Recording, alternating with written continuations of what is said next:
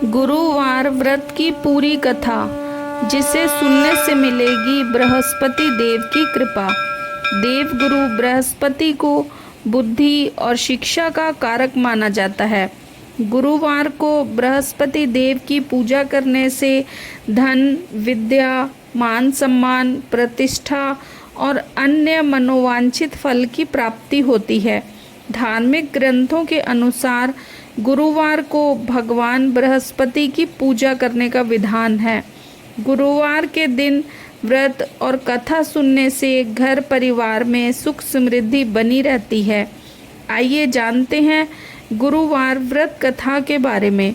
तो दोस्तों, कथा शुरू करने से पहले कमेंट बॉक्स में बृहस्पति देव की जय जरूर लिखें।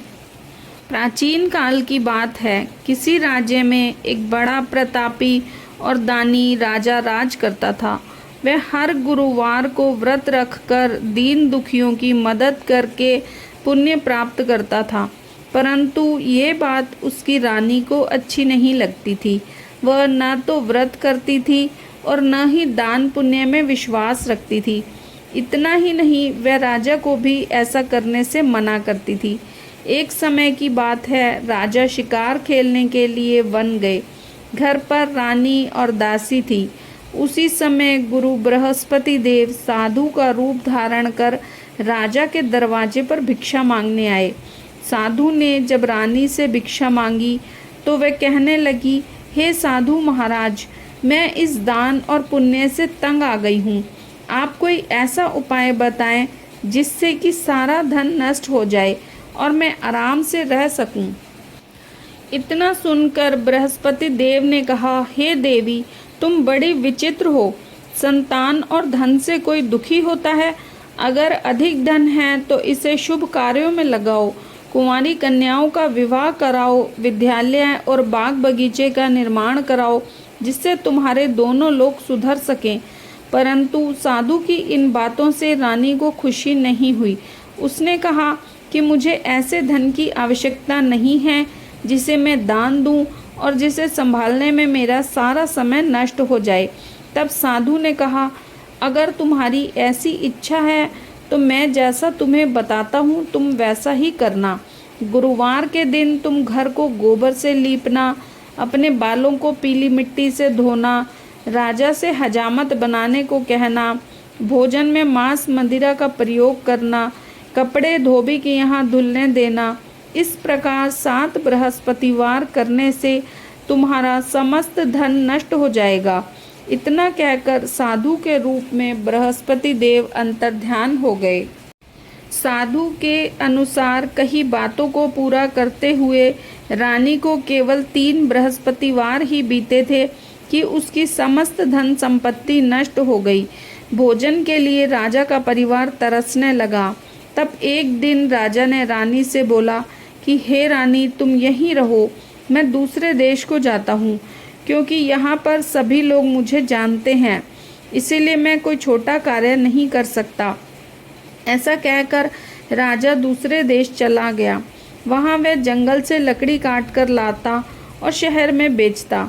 इसी तरह अपना जीवन व्यतीत करने लगा। इधर राजा के परदेश जाते ही रानी और दासी दुखी रहने लगी।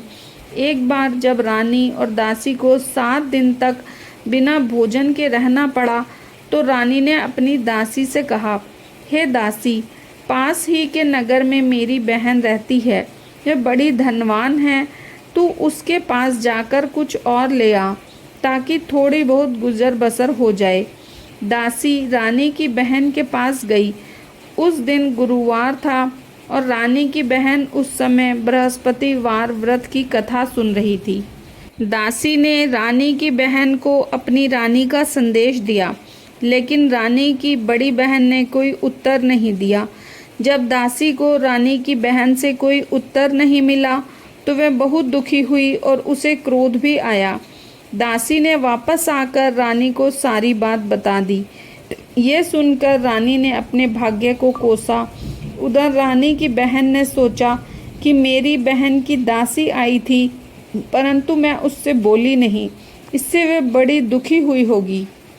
कथा सुनकर और पूजा समाप्त करके वह अपनी बहन के घर आई और कहने लगी, हे बहन, मैं बृहस्पतिवार का व्रत कर रही थी।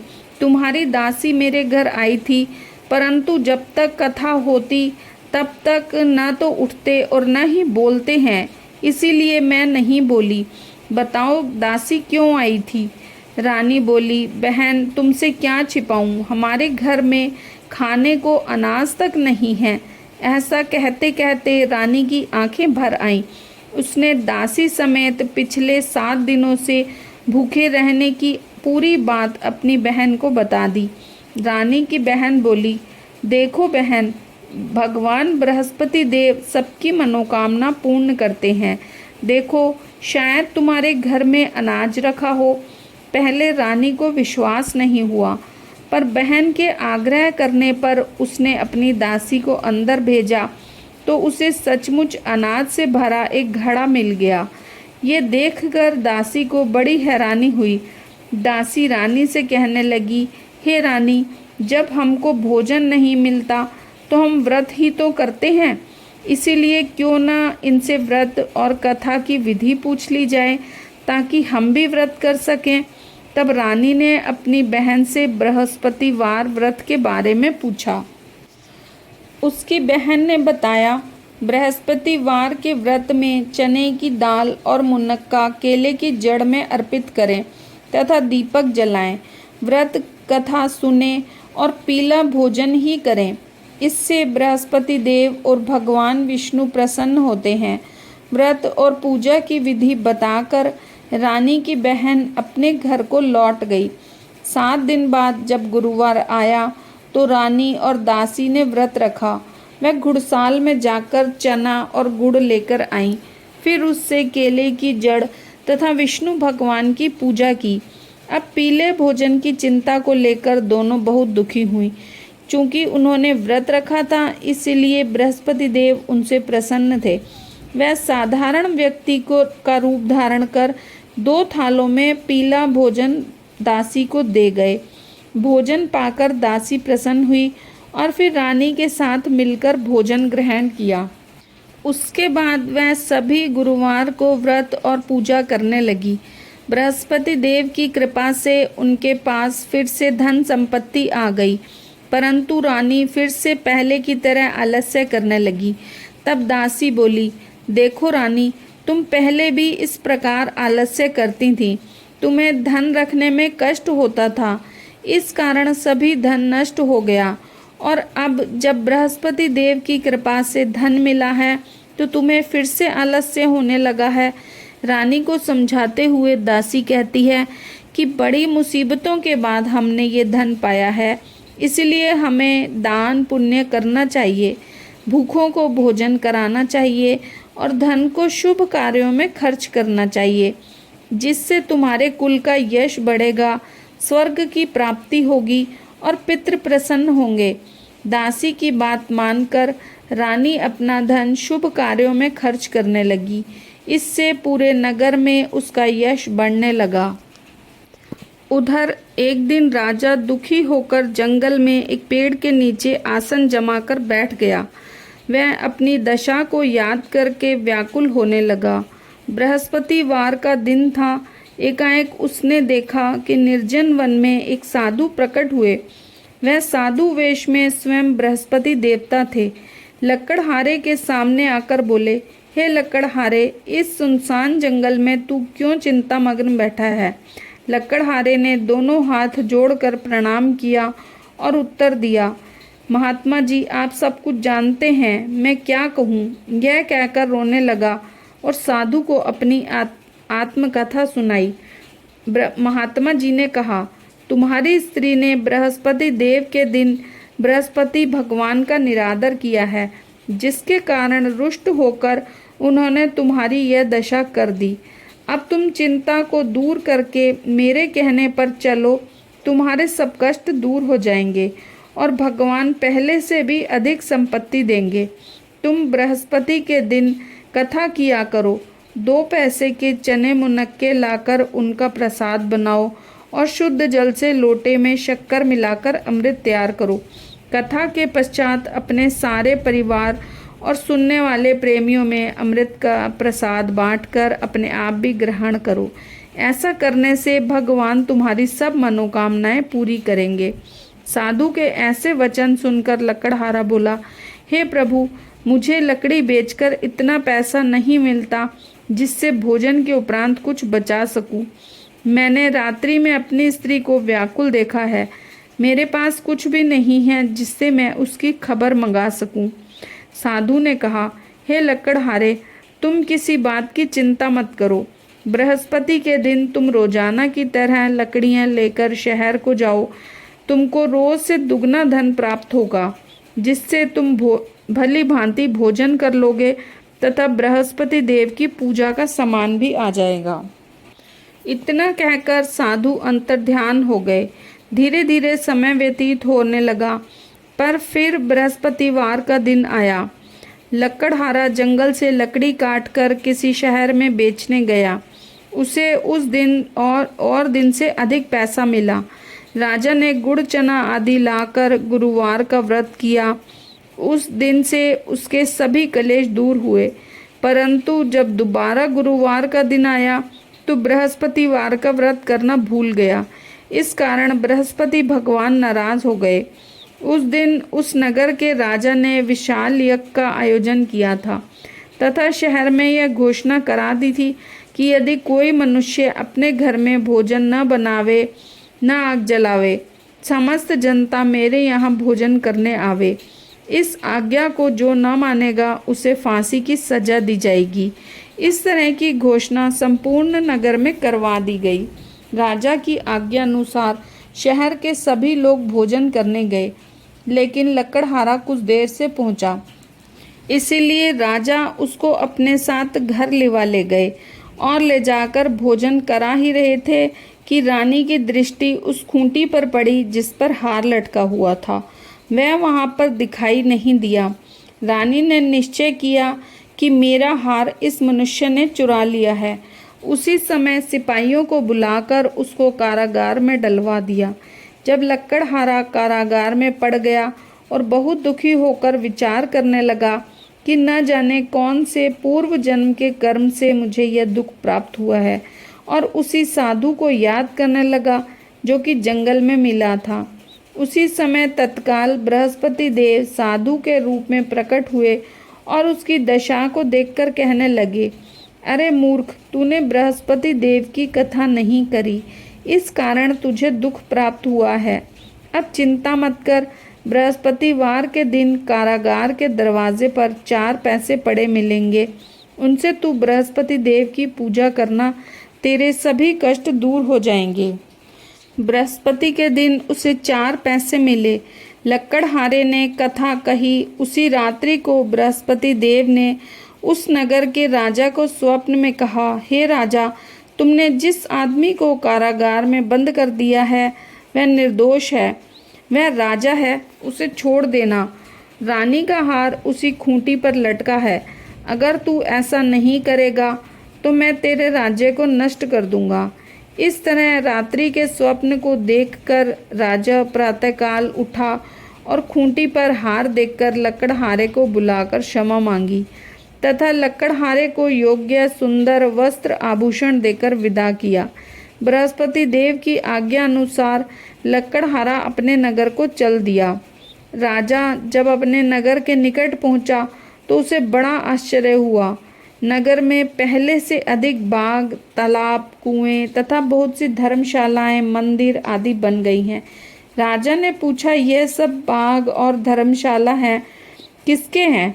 तब नगर के सब लोग कहने लगे कि ये सब रानी और बांदी के हैं। तो राजा को आश्चर्य हुआ और गुस्सा भी आया।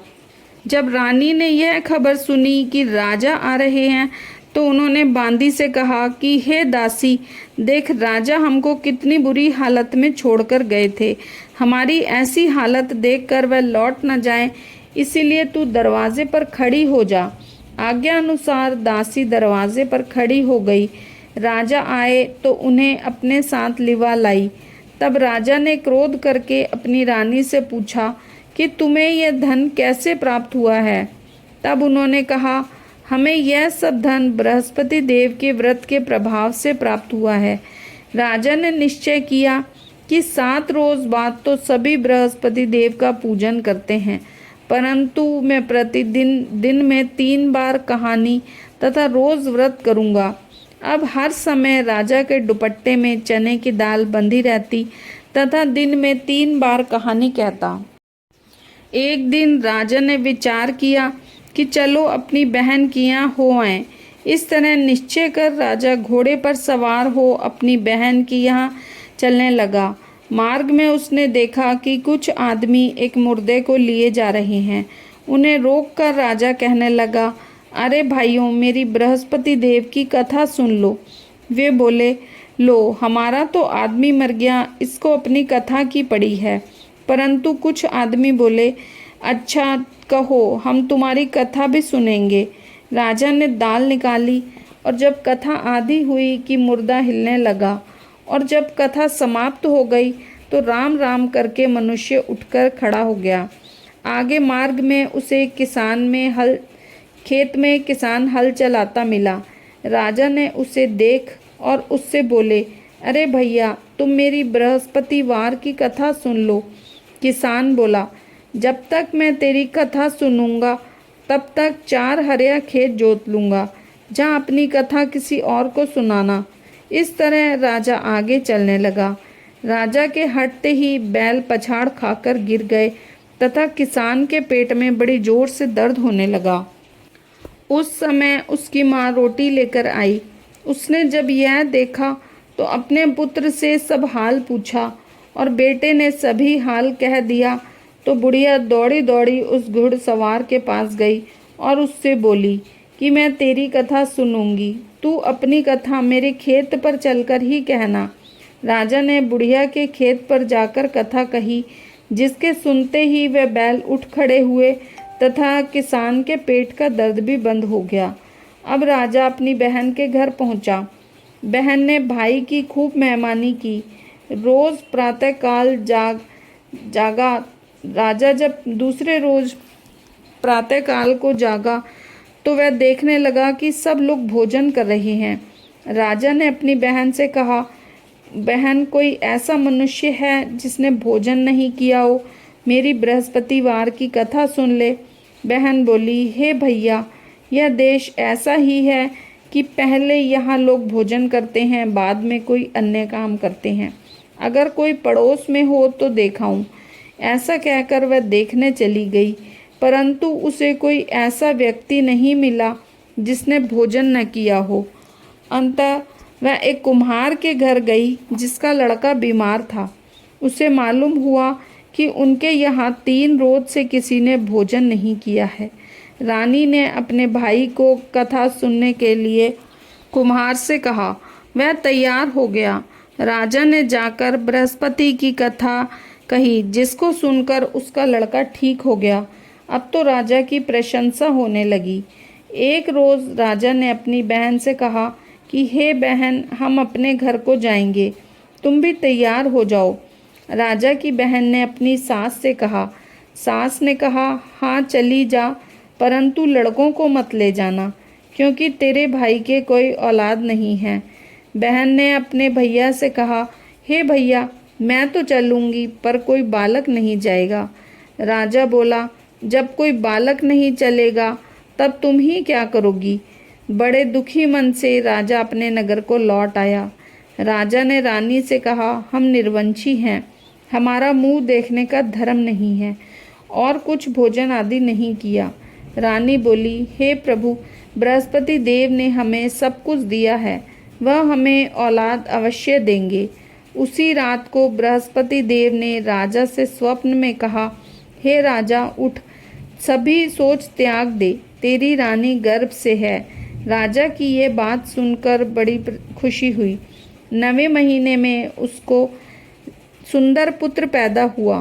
तब राजा बोला, हे रानी, स्त्री बिना भोजन के रह सकती है, पर बिना कहे नहीं रह सकती। जब मेरी बहन आवे तो तुम उससे कुछ मत कहना। रानी ने सुनकर हाँ कर दिया। जब राजा की बहन ने यह शुभ समाचार सुना तो बहुत खुश हुई। तथा बधाई लेकर अपने भाई के यहाँ आई। तब रानी ने कहा, घोड़ा चढ़कर तो नहीं आई, गधा चढ़ी आई। राजा की बहन बोली, भाभी, मैं इस प्रकार न कहती तो तुम्हें औलाद कैसे मिलती। बृहस्पति देव ऐसे ही हैं, जिसके मन में कामनाएं हैं सभी को पूर्ण करते हैं। जो सद्भावना पूर्वक बृहस्पतिवार का व्रत करता है एवं कथा को पढ़ता या सुनता है, दूसरों को सुनाता है, बृहस्पति देव उसकी सभी मनोकामना पूर्ण करते हैं। भगवान बृहस्पति देव उसकी सदैव रक्षा करते हैं। संसार में जो मनुष्य सद्भावना से भगवान का पूजन व्रत सच्चे हृदय से करते हैं तो उनकी सभी मनोकामनाएं पूर्ण करते हैं। जैसी सच्ची भावना से रानी और राजा ने उनकी कथा का गुणगान किया तो उनकी सभी इच्छाएं बृहस्पति देव जी ने पूर्ण की। इसीलिए पूर्ण कथा सुनने के बाद प्रसाद लेकर जाना चाहिए। सच्चे हृदय से मनन करते हुए जयकारा बोलना चाहिए। बोलो बृहस्पति देव की जय, विष्णु भगवान की जय।